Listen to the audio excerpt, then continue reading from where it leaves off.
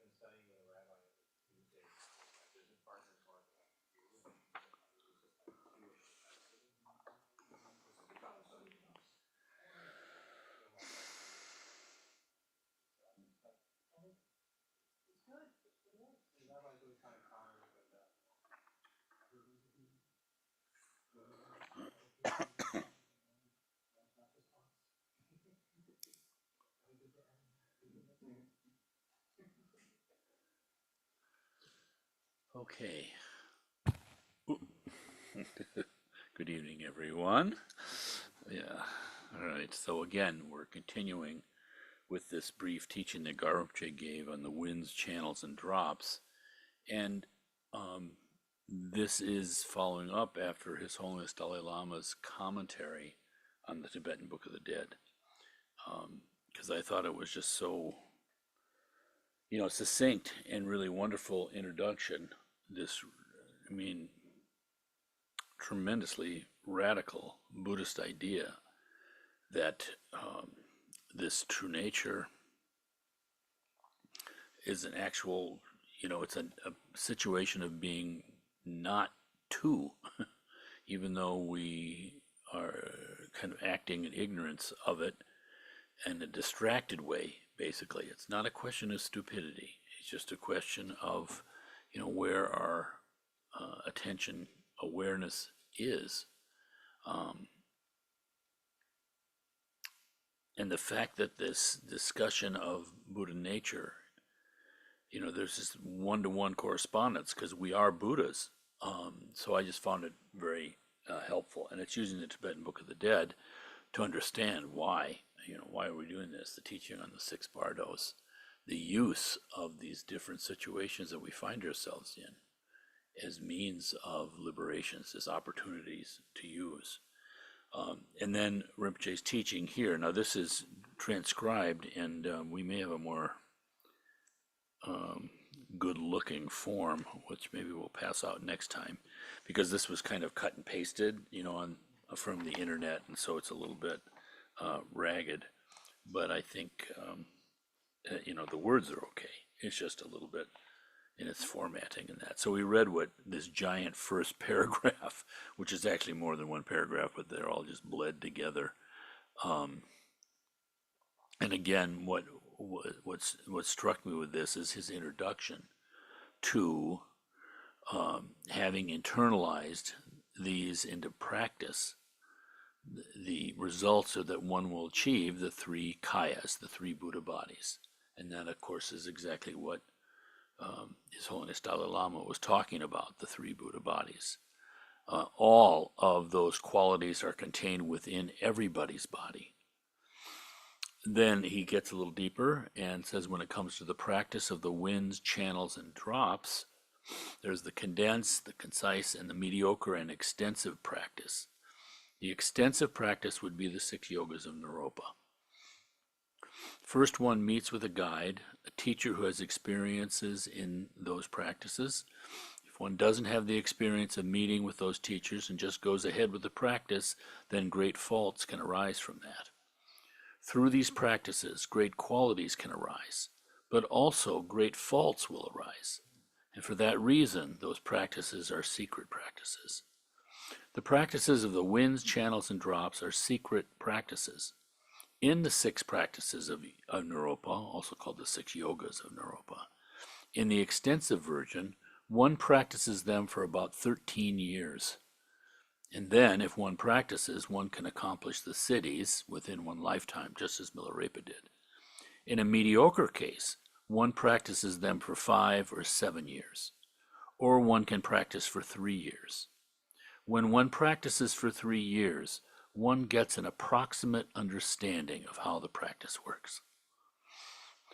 That is what so struck me and wanted to use this teaching, because I think something that is so great about what's loosely called Tibetan Buddhism is that it provides a graded path, and what's really especially valuable for us is that we're not just kind of lost and sort of banging around, but you can actually get a sense of your understanding, and also an immediate humility, because you can see with these, even understanding the conceptual practices, it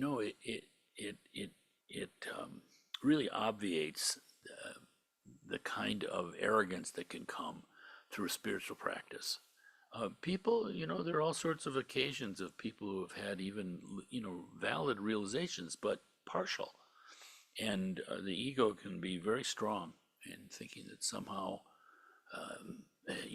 I'm a Buddha and you're not. and it goes from there. So the great protection that we have is that this is within this vast experiential tradition, and there's protection in that, tremendous protection, because good grief, imagine the things that have gone wrong for the Tibetans, you might say, in the last 1,000 years, and before that in India 1,500 years. There's so much experience, and this is very practical, it's very sensible, it's down to earth, and so we have guidance. Gretchen and I, when we went to India, we met a man who was a student of the Karmapa, and we didn't know anything about Tibetan Buddhism, but we just happened to bump into him at 2 of the holy sites. And then through, it turns out to be a fortunate occurrence, there wasn't any room at the inn, so to speak. We couldn't find a place to stay. And he was in the same situation, although we were independent of each other, arrived at the same place though, at Kushinagar, and he said, gee, would you like to get a hotel room together? And that was music to our ears. So we did. We splurged, because, it was pretty cheap pilgrimage in terms of the money. We were coming from the Zen Center and didn't really have anything. But nonetheless, so we did. And we ended up driving around, talking to him some, and then he asked if we'd like to come up. He was going to see his teacher in Kathmandu. We had no plans of going to Nepal. We were going to Lumbini, which is in Nepal, so we said sure. And it turned out to be a very auspicious and wonderful kind of trip. On the way to Kathmandu, we stopped, because he knew of the place, Nama Buddhaya, which is the place where the Buddha in a previous lifetime, as a tiger, the Bodhisattva, gave his body to a starving tigress who was sort of caught on a cliff, halfway down a cliff, and had her cubs with her, and she couldn't get, was weak and couldn't get off the cliff to hunt, and she was starving. And the Bodhisattva gave his body to her. This is the place, Namo Buddhaya. And it was really kind of a magical place too, because as we approached it, we were driving up this, it's on some sort of a smaller hill, and surrounded by these rhododendron forests, as they grow as only they can in Nepal. I think that's where they're native, at any rate. A temple, and with small stupas and things on the top of this hill. And there was a lama there, a lama who, well, we didn't know even what a lama was at that time. And Yao Yi Kit, our friend, he kept saying, do you want to you need to have an interview with the lama? And I said, well, sure, okay. And so we went in to see this lama, and I was so full of myself. And, I was thinking, well, why? And I asked him, why all these readings and all these texts? Isn't this just conceptual thought that's clouding the mind, clouding my conceptual mind? And he was so wonderful because he cut right to it. And he said, no, teachings are like guideposts. So when you get off the path, you realize you're off the path. It was just such a completely practical and sensible and, low energy, just what I needed, really. And I still remember it. And it was maybe, I can't remember, that was 1981, right? It was probably 30 years later when I realized that was Trungpa Rinpoche, who was the tutor to the new Karmapa. This, very deeply realized and great scholar on top of it. So it's been very fortunate like that. These teachings, you're struck. I know very little about Jigten Sumgön's teachings. Kempo will, I'm sure, be teaching more and more on that. But this basic teaching of the Drikung that the Drikung is famous for is this teaching called the Gong Chik. And I think it means basically one taste. That everything that the Buddha didn't teach, here's the high teaching, here are the low teachings. I mean, you can look at it that way, and in some way that works. But at the same thing, everything he said was absolute truth, you might say. And this is very helpful because when you read on these wind channels and drops and this very esoteric stuff, you can then, because we have this wonderful, really patronage and connection with Garchen Rinpoche, you can get teachings that are seemingly on a very kind of lower quote unquote level, but you realize it's the same truth that's being taught, just with different kind of language in that so that everybody can hear it. And this is what's so amazing to me, is it said that when the Buddha taught everyone in different languages, they all heard him speaking in their own language. That's how their mind absorbed it. So it's just like this total skillfulness, which, is, of course, vast emptiness, not being nailed down at all. So Gretchen found this along lines of that, because we were talking in here, he was talking about here how things can, great faults can arise if you don't have the experience of meeting with these teachers and then just go ahead with these practices sort of on your own, so to speak. Gretchen found this teaching that Garchen Rinpoche gave in Toronto in 2007. So I thought I might just read it to see the parallel. It's called Harmony in the Sangha. When first he starts off, this first sentence just sort of hits you. We find ourselves in this life on the border being our own mind. And of course, this is from, the 7-line prayer of Guru Rinpoche. It said that in the ancient monastery, college, university of Nalanda, there was, they had this tradition in India where you could debate another teacher. And if you were defeated, these are like public things, if you were defeated, you had to become a student of that teacher, or at least the tradition that they were in.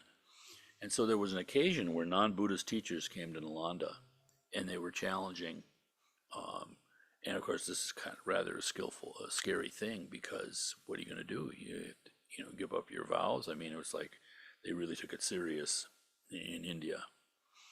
And out of desperation, because they felt inferior to these Indian teachers, non-Buddhist teachers, they went on the rooftop of Nalanda and made like smoke offerings and that. And a Dakini appeared and who told them, "Oh, we'll get help for you, and this will be Guru Rinpoche, Padmasambhava." But he's far away, and they were all despairing. He said, "No, no, it doesn't matter. He's rainbow light. He can be here just fine."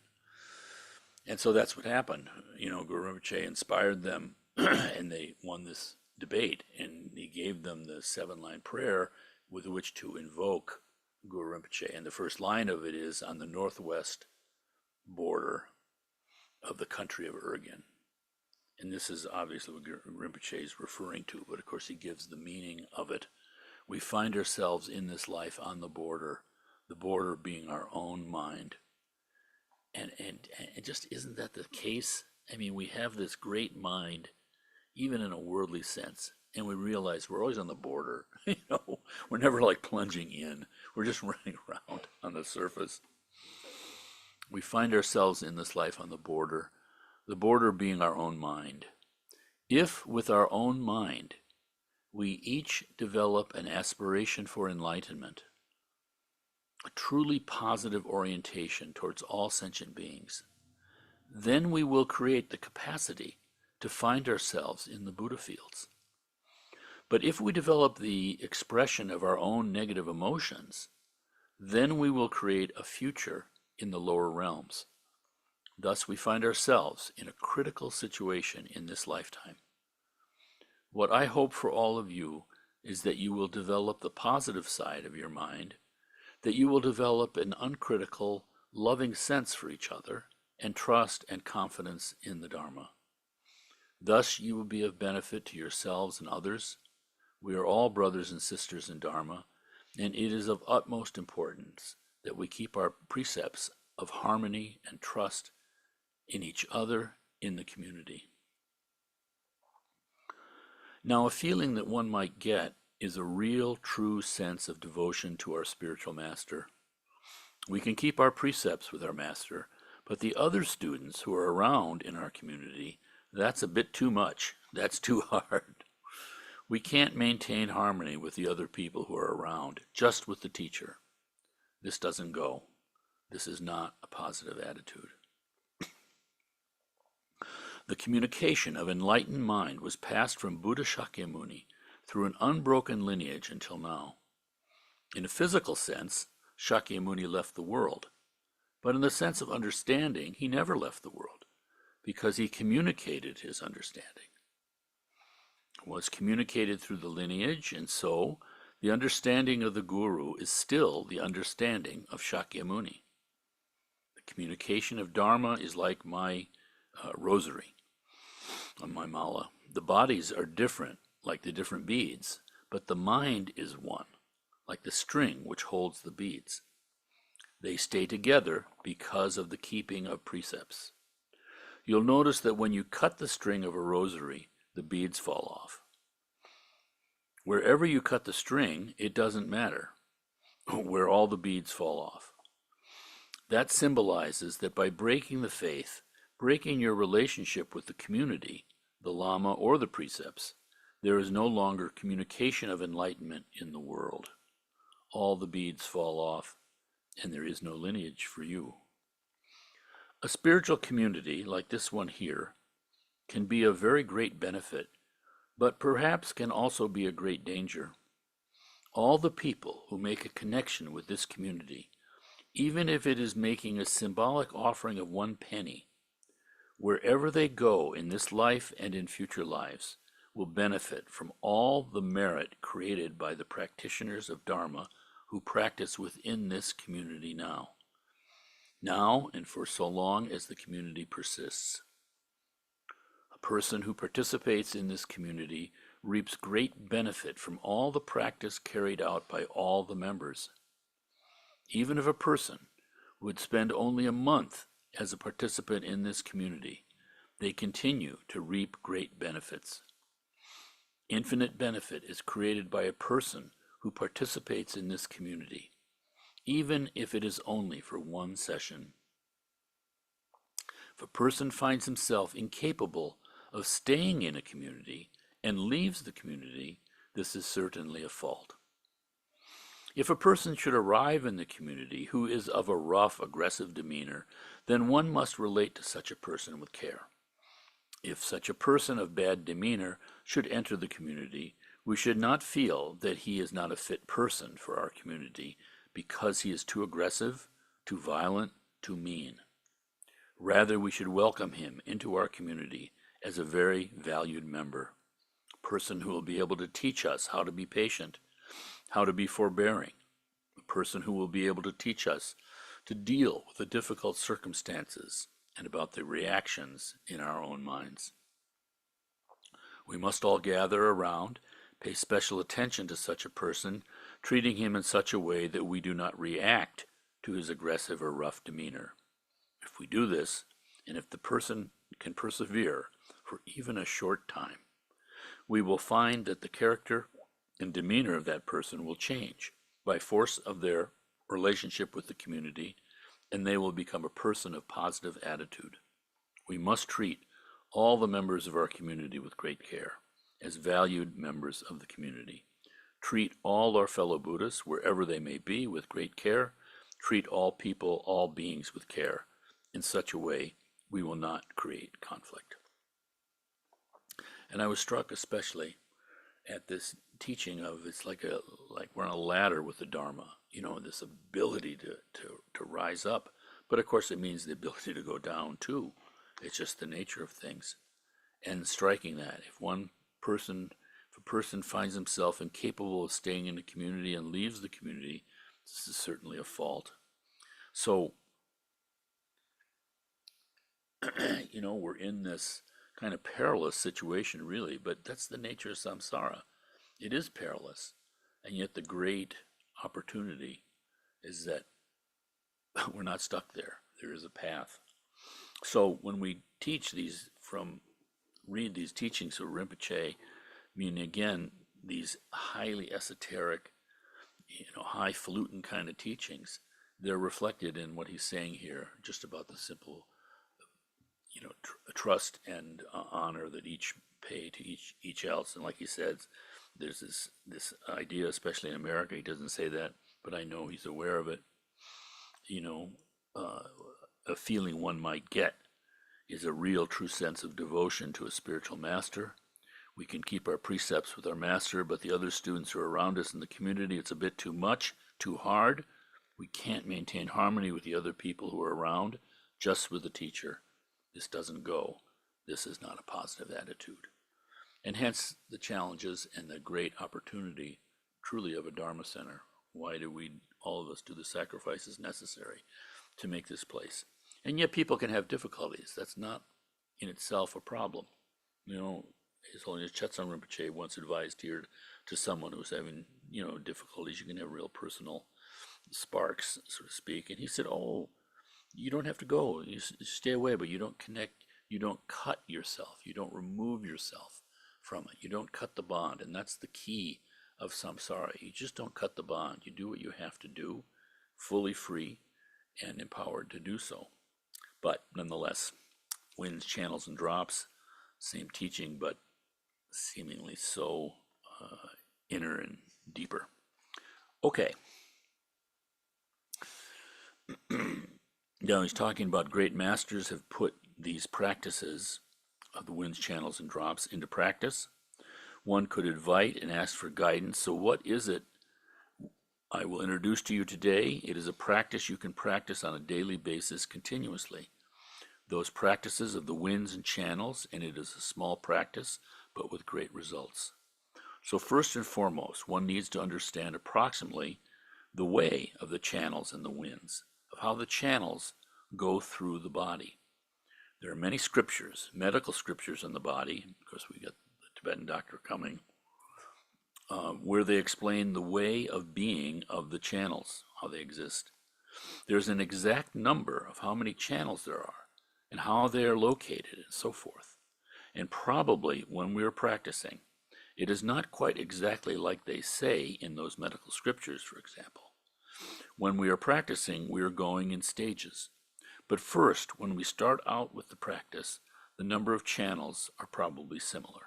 For example, we need to purify, make the channels even. For example, in America, if there were no roads, then nobody could go on those roads. So first one needs to even out those roads so vehicles can travel on those roads. In the same way, one needs to purify those channels so the winds can travel in the channels, just like preparing them as a road. So first there are three main channels. Now before we get into the detail, of course we're talking about the subtle body here. And this is the main practice of the Sambhogakaya. These truly absolute forms. You know, we've got this world of the relative conventional world of the Nirmanakaya. We've got the absolute world of the Dharmakaya. But then you have this in between. There's a foot in both worlds in the Sambhogakaya. So all the subtle bodies, visualizing ourselves as Buddhas, the manipulation of the energies within our Buddha body, all of this tremendous detail. And I was, again, so struck. I think it's so helpful for us to understand. One can practice this for 3 years and have an appreciation of how it works. These are very deep, deep practices. And, you know, we had this sense when we were in Tibet, you know, you'd see some little monastery, probably with 6 men or women nunnery on the top of some mountain. And, I mean, you know, hill, more like not like a Himalayan mountain, but anyway, in this, you know, remote location, and you think of the people practicing there, and they ain't got no TV. They don't have all the distractions that we have 24/7. And the idea of doing that continuous type of practice, which we get a taste of when we do, you know, like a week retreat or something. You know, you see the struggles of it, but there's an energy that builds. And in your own life, you know, the longer you practice this, you feel you can't put your finger on it, but you can feel, you know, you can see the results in your meditation too. So there's this positive feedback, so to speak. But nonetheless, the idea of doing this for 13 years, can you imagine? So first, there are 3 main channels, and there are 4 chakras. Regarding the channels, there's a pure state and an impure state. Just like the mind, the pure state is a mind that wishes to benefit others, a mind filled with bodhicitta. And in its impure state, it is a mind filled with self-clinging. It is those two that determine whether a mind is pure or impure. That is, a mind filled with negative emotions. So the first thing is to dispel those faults, and one needs to acquire those qualities. And for that, there are various visualizations. So first, there are the 3 channels. The central channel extends from the secret place up to the crown. It is erected like a pillar. It is the channel of wisdom. And then there is the left and the right channels. And all 3 channels, the left, right, and middle, meet below the navel. And then the left and right channel separate at the navel and extend upwards. And then there's an editor's note here. In a previous earlier teaching, Rinpoche stated, quote, long ago, humans only had the central channel. But due to wrong influences, the 2 side channels were created as duality. These channels are not created by our imagination, but actually do exist in the subtle body, the body you experience in deep meditation. And this is an important point because truly it's not imagination. I mean, from the state that we're in our worldly state, you know, we seem to be imagining these. But the reason these teachings are so effective, I mean, again, Buddhahood in one lifetime, It's when you start reading about Buddhahood, you start to get a conceptual appreciation of just how seeming inaccessible, unobtainable it is. That's why they say 3 kalpas the Buddha practiced bodhicitta before coming to enlightenment in Bodh Gaya. And then you have the tantric teachings that say in one lifetime this can happen. I mean, it's truly, truly inconceivable. But the important thing is that there's an aspect of, again, like 1 foot in the absolute, 1 foot in the relative, you might say. I suppose that doesn't work in some sort of conceptual abstract way, but it kind of works for me that these, for instance, the seed syllables, you can calm your mind. People can come to enlightenment through practicing first mindfulness and then, awareness, the kind of meditation that we do. And if you have an object of meditation as your breath, or counting the breath, or a Buddha statue, or whatever it might be, these are powerful techniques, and they work in a gradual way. But if you're visualizing, if you're meditating on a seed syllable, the seed syllable is sacred. It means that there's power in it beyond just because with our, if we're doing our breath, for instance, we're breathing all the time. We have all these associations of it as just being ordinary, right? I mean, we can understand that, well, there's something very powerful there and have faith and all of that. That's all great. But at the same time, this is still our ordinary, just, before I came to the Dharma, I was still breathing. I had the idea of a breath. I experienced my breath, all of these things. So there's all those associations. In other words, samsara. Because of our conditioning and our past karma, here we are. We can't pretend that we're not here.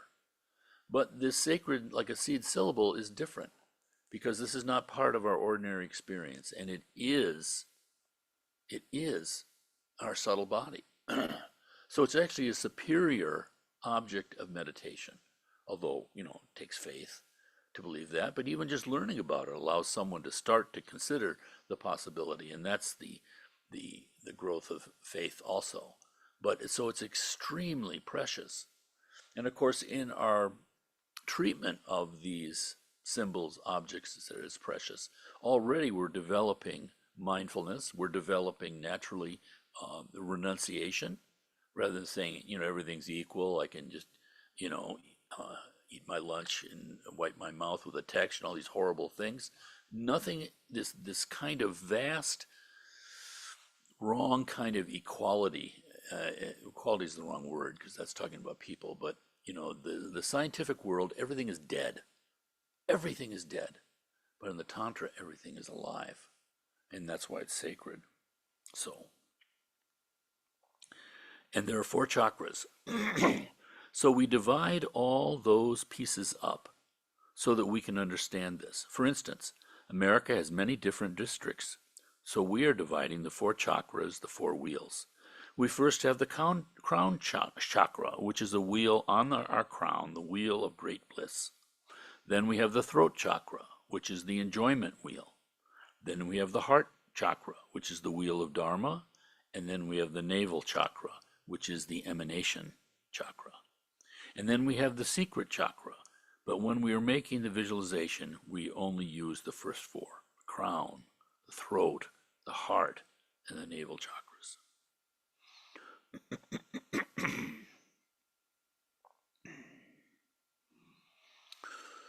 When Rinpoche is giving those instructions on the visualization, please meditate on them while he is giving it. So see, this was an oral kind of recording that got transcribed.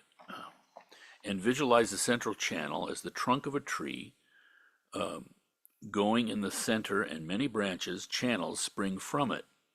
First, you can think that from each center, from each chakra, each wheel, 8 branch channels are going in the 4 cardinal directions.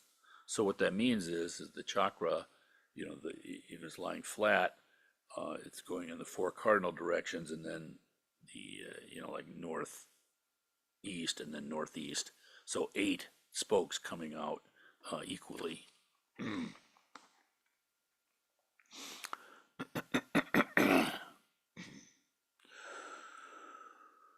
And in the 4 intermediate directions. So there it is, yeah, sorry.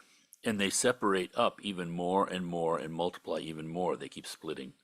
You can visualize first 8 channels for each of the chakras. Generally, on one's crown chakra, separated from the wheel, are 8 branch channels that are going to multiply more and more. It separates into 32, eventually 32. So it separates 8, then into 16. So one of the channels splits into 16, and then they each split, so you get 32. So the crown chakra, 32. In one's throat chakra, it separates into 16, so the 8 come out and then split once, 16. In one's heart chakra, it separates into 8, and in one's navel chakra, it separates into 64. So 8 to 16 to 32, and then they split. You end up with 64, sorry. But you can start out with visualizing separating into 8, then being aware that there are countless channels that are separating, branching off even more. Each pore of the body is connected to a separate channel. So this is how you can visualize it. So sometimes they say there's 72,000 different channels. But imagine that, everyone connected to a pore. So you see how fine it gets and pervasive.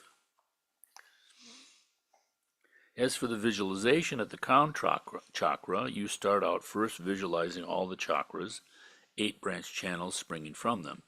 So first you start out like that. At the crown chakra as well, you have 8 channels coming from the crown chakra. From each of those, another 2 channels are merging. In the end, one has 32 channels emerging from the crown. They multiply, and from each of those, another channel is merging from them. And in the end, you can say, now we have 32. But they separate more and more. There's no measure to how many channels there really are. In each pore, there is a channel. But for the crown, now you can visualize 32. Then at your throat chakra, the chakra of enjoyment, the Sambhogakaya it's called, ultimately in speech, there are 16 channels springing from them. First you again visualize the 8, and they separate into 2, and you have 16. But still being aware that countless channels are pervading that whole space from each pore.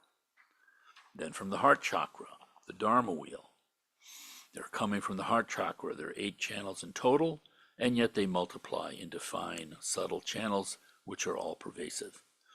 The navel chakra, the emanation chakra, first visualize the 8 channels coming from that chakra. Then they become separated eventually into the 64. Then into 2 and 2, but they are many and subtle. They pervade the whole navel area. Visualize all those channels coming from the central channel. Visualize this over and over again. Then regarding the winds traveling down the channels, visualizing them traveling down the left and right channels, and they meet at below the navel, at the navel chakra. Hold these winds there for some time, closed off and held closely. Hold them for some time at the navel chakra, and hold your attention for some time. Practice calm abiding and shamatha. This is the purification of the channels. When you hold the wind, well, let me stop there for a second. So, again, the power of the mind is that in our visualization of this, that's doing. It's like this is our wisdom instead of all the distractions. So the purification of the channels is it's not really the creation of them, it's the revealing of them. But nonetheless, the power of the mind, it abides on those channels. That's all we have to do. There's we sometimes have these unexamined obligations. We're not thinking, it's like we're trying to make the meditation work. And sometimes in the detail, it can be kind of a problem for people because, the thing is that these forms are pure. These forms are we visualize it. We work on visualizing in the generation stage just exactly as the text says, as it says here. But you must not judge yourself harshly, because people think that you can have realizations that it's not exactly like it is in the book, so to speak. To give you an idea, one of the great figures Lodrotai Jamgon Khuntro, he had a vision of Tara, and it didn't appear to him as as described in the text. He rather had this experience where he was on the bank of a river, and there was this kind of mischievous 16-year-old girl on the other side of the river, kind of teasing him and teaching him. And later he realized it was Tara. I don't think he even did at the time. So the genius of this is that this is the method that we practice. I sometimes think that you have to enter the mandala in this correct way. You have to walk through the door. You can't try to bang through some other way. You have to go through this door, which is disciplined. It's like it's got four sides, a door that you can open. I mean, it's right there for us.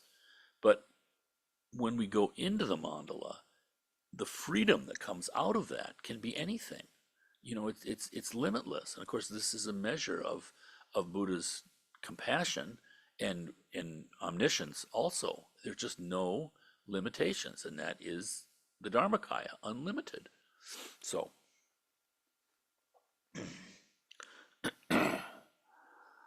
this is the purification of the channels. Now, when you hold the wind, visualize all the channels pervaded by those winds. And the winds, it's prana in Sanskrit, lung in Tibetan.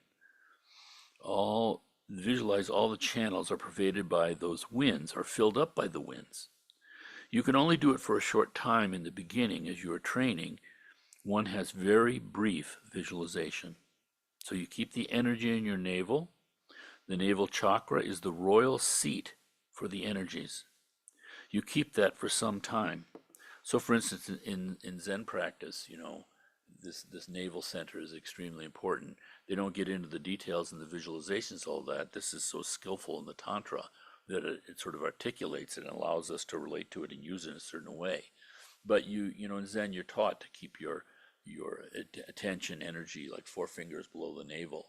And of course, that's the spot where the central channels are coming together, although they don't have any discussion of central channels.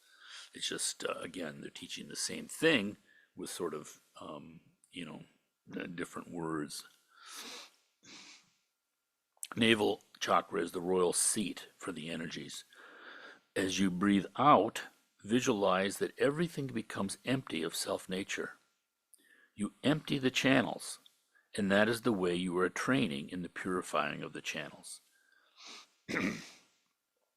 And purify the channels. It's like making a road. So what is the purpose of holding the winds? It is a method to be able to abide, a method to purify concepts arising. The practice of Mahamudra and Dzogchen are to make the mind abide. When one doesn't understand about the winds and channels, one's mind goes all over. One first needs to practice and habituate one's mind in mindful awareness and hold the winds and mind together, condense them and hold them. That is the way and method to make the mind abide. Jitgen Sumgun has said that it is a method to be able to abide within one's mind, these practices of the winds. So when we're doing this, we are naturally, automatically, spontaneously abiding within our mind. We've actually stopped the distraction through this skillful, extremely skillful method of forms. It seems like our attempt to run away from forms, of course, doesn't work. And here it is, the incredible skillfulness of it. We're using these forms that are sacred, these forms that are infinite. And this is just, obviously beyond concept, but the remarkable thing is that in using this seemingly a technique, we're actually able to rest in the nature of the mind. Whereas if you just say rest in the nature of the mind, that's kind of challenging because people have all sorts of thoughts and that. So the genius of this is that it allows you to use your kind of, grasping mind. And grasping is the wrong term here, but the mind that works with appearances and outer forms seemingly. I think an example is why in these sadhanas, why play all the music? Why do we do all that? Yes, it's beautiful and gives a sort of a richer, fuller kind of experience, but many people don't realize that this is all meditation. And I had a very a sort of introduction to this because perhaps from wherever I was coming from, but certainly practicing Zen, there was kind of like I didn't choose consciously to get involved in the Vajrayana, so there was kind of this resistance from, you don't need any of these things, you don't need bell and dorje, you don't certainly not music. I'm just going to meditate through it. Every once in a while, we'll see on a Sunday, some Zen practitioner will come to see us, and I can always tell because they're trying so hard to sit in proper position and just sort of meditate through the whole thing. And yet, we've got this interaction going on with Kempo. That's all part of it. So when I first went to some of these retreats with some of these lamas, week-long retreat, um, there was like this aversion that I had unconsciously, thinking that it was somehow get in the way or something, that there was some like sort of problem with form, I should, like Dracula or something, you got to throw water on that form, make it go away. It's because I had some idea, some abstract idea. Formless is good, form is bad. Of course, that's a dualistic idea. But nonetheless, we cling to these things, and it's the understanding that I had at the time. So what happens? So Rinpoche gives you, an instrument, and says, "Here, you get to play this all week." And I'm thinking, well, I don't want to, it's going to disturb my meditation, my great meditation. But what are you going to do? The Lama says, do it, well, okay, okay, I will, because I want to pretend to be the good student too, you know what I mean? But also there's sincerity in that. Well, the first retreats that I did, the Yamataka retreats, I was just struggling, falling asleep all the time because it's physically demanding, but just always nodding out all over the place. But when you have to play an instrument, suddenly there's this subtle kind of social pressure, because you're going to be blowing that thing and everyone's going to be hearing it and they're going to know when you're screwing up. So we all have this natural, and the positive side is, you want to contribute in a good way. It's like, in the chorus that we did, and I saw the film of our granddaughter singing in some little chorus, and what was she? Was she a palm tree? I can't remember. They had these ridiculous kind of costumes they were wearing and stuff, and they're all singing together, It's so wonderful. So this is it. So pure, so wonderful, so human, so natural, so everything. And here we are in this tantric situation, suddenly blowing a horn. Well, I didn't fall asleep because I had to be awake for that. And it wasn't like I was making myself stay awake, like I'm doing some sort of term paper or something, Totally natural. It's my own natural awake mind, but that crazy horn and the Lama here having you do it, all the conditions came together. It's so skillful. You don't have to pretend, and and you don't feel like there's no arrogance there. I'm not thinking, hey, am I great? I'm blowing a horn. I mean, I knew I was doing it all wrong, basically. But at the same time, there's just this natural kind of exuberance you're using, and this is what the Tantra does. It uses everything. So, skillful. How to abide. So, first, when we are visualizing our winds merging in the navel chakra, and it abides there for some time. And this is also Zen. You're holding your energy there. In the beginning, it will not abide there for a very long time. At the navel chakra, you can visualize a flame to be just like a butter lamp at the navel point, where the three channels, the central, where the left and right channels meet. Then you visualize, as you breathe in, the winds are going down, and with the syllable Om, you think Om, and they meet at the navel chakra. They merge with the navel chakra, with the flame, where there is the syllable Ah. As they merge with the Ah syllable, the flame starts breaking, because the wind is meeting with the flame. So, I mean, it's flickering. And when the wind meets with the flame, then the flame is getting stronger and it starts crackling. Visualize it merging with the fire, the syllable ah, and hold that for some time. As you breathe out, think the syllable hung. So om, ah, hung. Think the syllable hung. You visualize and recite om, ah, hung. As you breathe in, hold it and breathe out. And at some point of practice, you will feel heat arise. You will actually feel the heat arising. At that time, the wind is merging with the fire, that the winds and mind are connecting and merging, and so the mind doesn't get lost. The mind does not get lost, does not get distracted, and does not go all over, but the mind is focused together with the winds.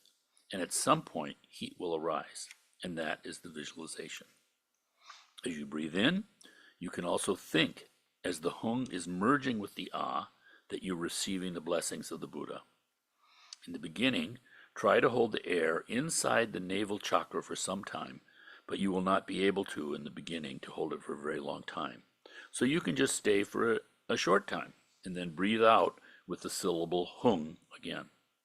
These are all practices, methods to make the mind abide single-pointedly.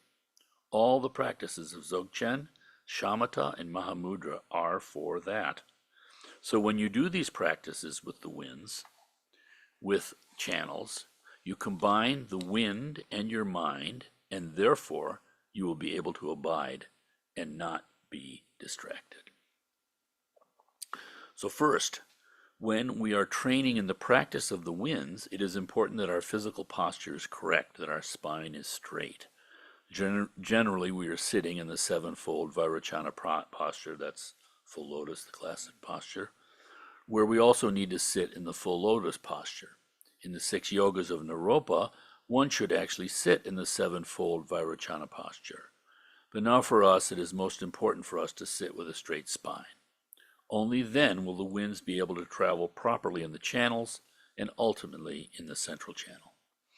But first we need to train the travel of the winds and purify the channels. For that we need to train in stages. First you visualize only the crown chakra, the crown wheel of great bliss. You visualize the winds gathering there and filling up all the channels at the crown chakra. So first you only have that visualization, and then you go on to the next one, to the throat, and you visualize all the channels in the throat are filled up with the energy of the air. And you visualize each by each. And then you visualize the heart, and visualize all the channels coming from the heart are filled up by the winds. If you do not visualize practice in stages, it will be difficult for us to have a proper visualization. So this is a good point here, because often, it's all right to do parts of the visualization. People can do it either way. You can feel yourself as the Buddha and be trying to visualize the whole thing. And so there's a practice where you can, look at a tanka, for instance, and you get like an eidetic image, and you try to use that image to create the whole thing together.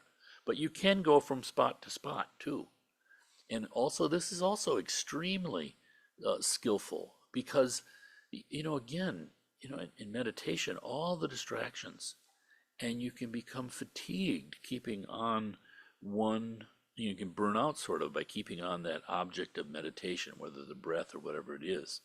But again, when you're visualizing the mandala, yourself as a Buddha, the whole thing is sacred. So it even works with your distracted nature, because nothing's stopping you. You can focus on the crown, you can focus on one of the hand ornaments, you can focus on the knee, you can focus on whatever, but the whole thing is sacred. These powerful objects of concentration. So we need to train like that in stages, and that is how we are purifying. So approximately, according to those instructions, visualize, but have the visualization very clear. When it comes to the visualization, it is to be visualized very clearly, very fine, just like you have a needle and a thread, and you want to put that thread through the hole in the needle. It takes very much a certain subtle, fine clarity. So clarity is very important. In the beginning, when one hasn't had much experience in the practice, one needs to visualize the chakras, the wheels, and the channels in stages over and over again until finally all the channels are filled up with the energy, with the winds. But in the beginning, that will not happen in one visualization. We don't want to judge ourselves. You just practice. You can drop all of that.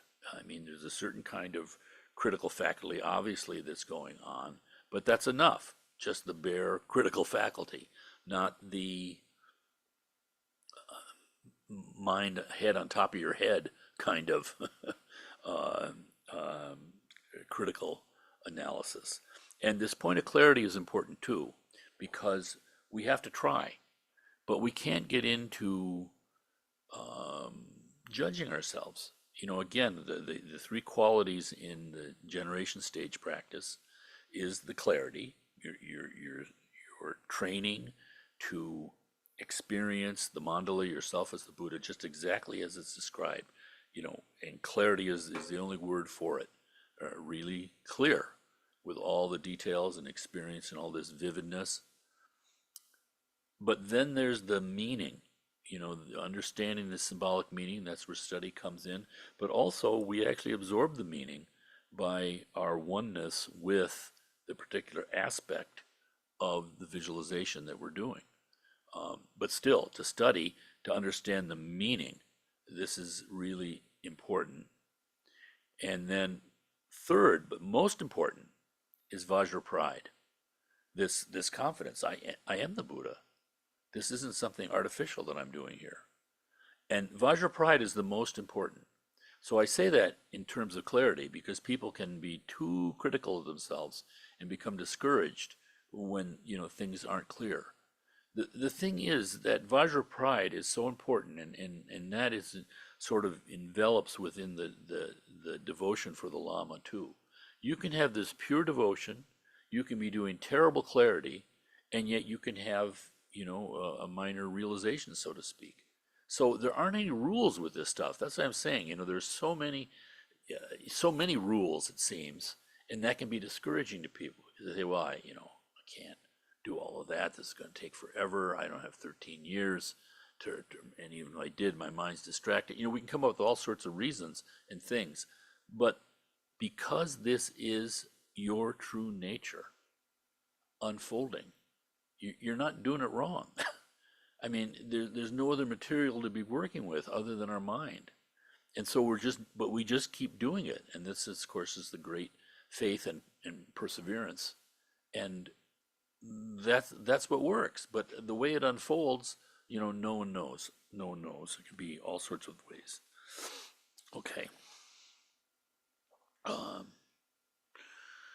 First, we visualize the crown, then we visualize the throat, and ultimately we feel the winds filling up each and every one of our pores. So we need to visualize it over and over again, and purify each one by one and every one. Because for the beginners, it is difficult to have them all visualized together at the same time. First, focus on the visualization of the channels. Then, when that has become clear, then visualize the winds. Hold the winds. Then the winds are filling up all the channels. Then thirdly comes the Om Ah Hung meditation. And fourth, you visualize the flame at the navel. So we go from step 1, step 2, step 3, and step 4. And only when the first one becomes clear do you go to the next step. And sometimes it takes a whole month for only one step. That depends on the mental capacity of the individual. Somebody today will practice the visualization of the channels and then it becomes clear. And tomorrow, one will practice visualization of the winds and so forth. But until the channels become clear, one should meditate on that over and over again, whether it takes a day or a week or a month and so forth. Okay. And also, you can go through the whole thing, but he's talking about the emphasis. So you keep working on the channels. And like he said, it's like making the road. Once the road is there, you got a way to go by using the road. Okay, so we kind of ripped through that sort of. Um, any questions or comments? Anything from anybody? We're already 8 o'clock. Yeah, Paul. Uh, Pass the phone. The So two things, Frank. hmm, It said that great faults will arise if you don't have a teacher, but then it also says in the next sentence that great qualities can arise, but also great faults without explaining that without a teacher. yeah, So he just kind of says that there's also great faults that can arise. yeah, Can you explain that? yeah. Part of this is um, I'm sure the translation and also the way that they recorded it. Um, there's automatic protection in just doing it within lineage. And for instance, with a teacher, one hasn't met anybody can take Buddha Shakyamuni as their teacher. And that gives a certain, it's the sort of the renunciation and the openness of the heart with devotion, but smart devotion, not idiot compassion, not trying to do something, whatever level of devotion we're at, absolutely fine because it builds gradually. So the faults are is basically people just charging off in their own direction, thinking that they don't need any kind of basically humility, that they think they don't need any kind of instruction, they don't need anything. I'm sort of beyond all teachers.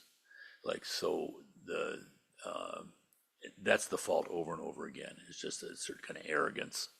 So my next question then Yeah. was there an empowerment given when No, Rinpoche taught this? no, he taught this, and I think that he does this as an introduction to, so people, one, get a certain kind of framework. They understand what's going on in the completion phases of visualization practice, because mostly what happens here is people come on a Sunday and they'll read the text and visualize themselves as Buddha, but don't necessarily go further with this kind of practice necessarily. But then the Lama will come and they'll get an empowerment. So all sorts of positive things are happening. But he gave this little precise, this is a little summary of this Om Ah Hung because it's so easily done, and it actually contains everything too. Thank you. Yeah. Okay. Anything else? Okay. Yeah, I didn't think we were going to rip through the whole thing like that, but there'll be a chance. There'll be a chance.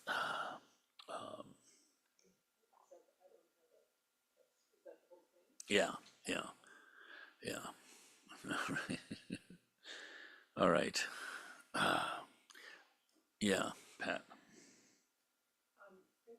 Sometimes people talk about being in Buddha.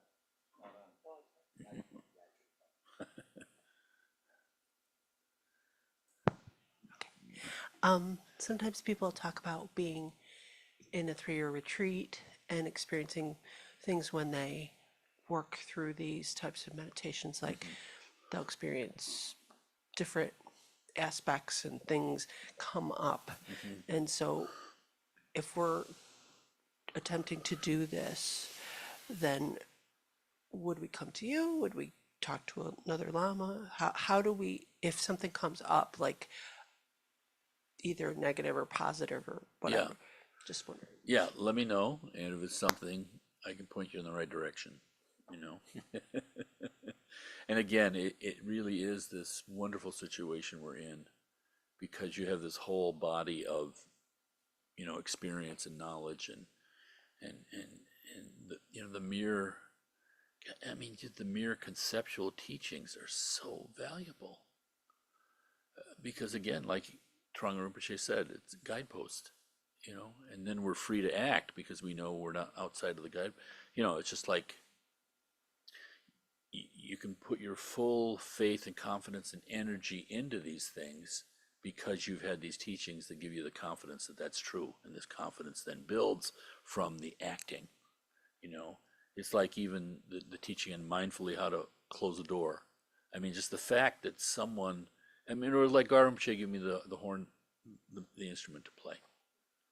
It's an experiential thing, And I could have read all sorts of books about that happening, and that's true. But to come out of your own stumbling and not knowing into a state of knowing, even something that seems very, very humble, is it's just so different. It's you're experiencing your own mind instead of our ideas about our mind, which are our mind too, but we don't know it. Yeah, crazy. Okay, I wanted to read one thing too from this. Sir Edwin Arnold was the poet laureate of Britain, and he wrote in the 1890s or 80s. It's in the 1800s. Yeah, I have to look it up. I don't know exactly when he wrote it, but I did look it up. I know that it's in the late 1800s. The Light of Asia, which is his 1879. This poem that he wrote about the Buddha's life. And it's just so amazing to me that 1879. But one particular verse in here I wanted to share with you because it's talking about his renunciation.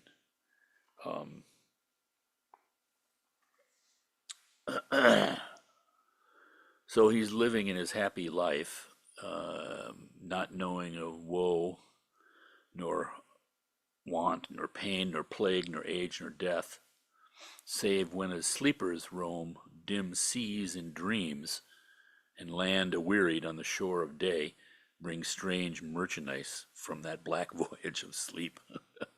So he would sometimes cry out in the middle of the night. Something was starting to get at him. And at any rate, he had this experience. I think this is just poetic. I don't know that this is actually, Dharmic teachings. But on the room where he was, this chambers of the royal chambers, open air, of course, India, they didn't have air conditioning. And they had veenas, which are like an instrument, a stringed instrument like a guitar, on the wall by the wind. And one night the wind is coming through and is making the strings speak. And he heard the devas play, and to his ears they sang such words as these. So these are the devas speaking to him. The other people couldn't hear it, but he did. We are the voices of the wandering wind, which moan for rest, and rest can never find. Lo, as the wind is, so is mortal life, a moan, a sigh, a sob, a storm, a strife. Wherefore and whence we are, ye cannot know, the devas, nor where life springs, nor whither life doth go. We are as ye are, ghosts from the inane. What pleasure have we of our changeful pain? What pleasures hast thou of thy changeless bliss? Nay, if love lasted, there were joy in this. But life's way is the wind's way. All these things are but brief voices breathed on shifting strings. O Maya's son, because we roam the earth, moan we upon these strings. We make no mirth. So many woes we see in many lands, so many streaming eyes and wringing hands. Yet mock we while we wail, for, could they know, this life they cling to is but empty show. 'Twere all as well to bid a cloud to stand, or hold a running river with the hand. But thou that art to save, thine hour is nigh. The sad world waiteth in its misery. The blind world stumbleth on its round of pain. Rise, Maya's child, wake, slumber not again. We are the voices of the wandering wind. Wander thou too, O Prince, thy rest to find. Leave love for love of lovers, for woe's sake. Quit state for sorrow, and deliverance make.